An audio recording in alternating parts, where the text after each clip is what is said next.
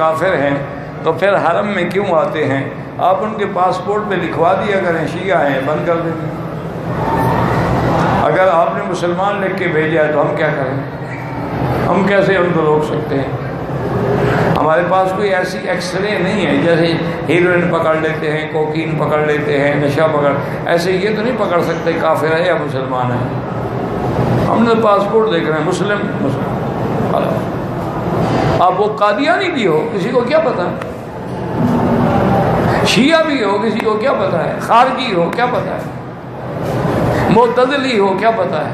کئی ہندو مسلمان بن کے آئے اور کعبے کی مدینے کی زیارتیں کر کے چلے گئے۔ کسی کو منسٹر ساتھ لے آئے، کسی کو وزیر ساتھ لے آئے، اپنی گاڑی میں بٹھایا، جھنڈی لگی ہوئی ہے، ہندو بیٹھا ہے، مسلمان بیٹھا ہے، کون روکے گا؟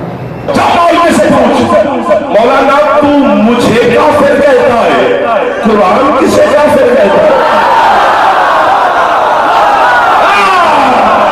پھیپڑے والا بندہ بول رہا ہے، جنہا پھیپڑا ہے وہ ساتھ نہ مارے، استعمال کر علی کے نام پر اپنے پھیپڑے کو۔ جی کرو میرے بچوں،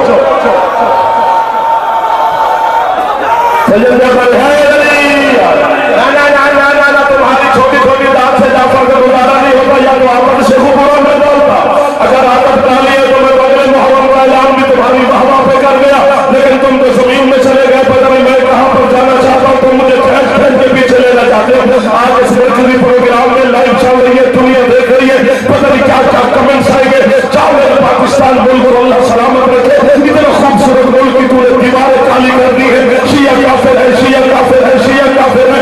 آج کافر ہو گئی، اتنے ذمہ دار شہر میں ذمہ دار لوگوں کے سامنے اپنے کافر ہونے کا اعلان خود کرتا ہے۔ کچھ جمعے والے دن اپنے مسلمان ہونے کا اعلان مجھے کر کے دکھائی، مولوی میں ویسے کافر ہوں جیسے تیری نگاہ میں ابو طالب کافر تھا، اور تو ویسے مسلمان ہے جیسے یزید مسلمان۔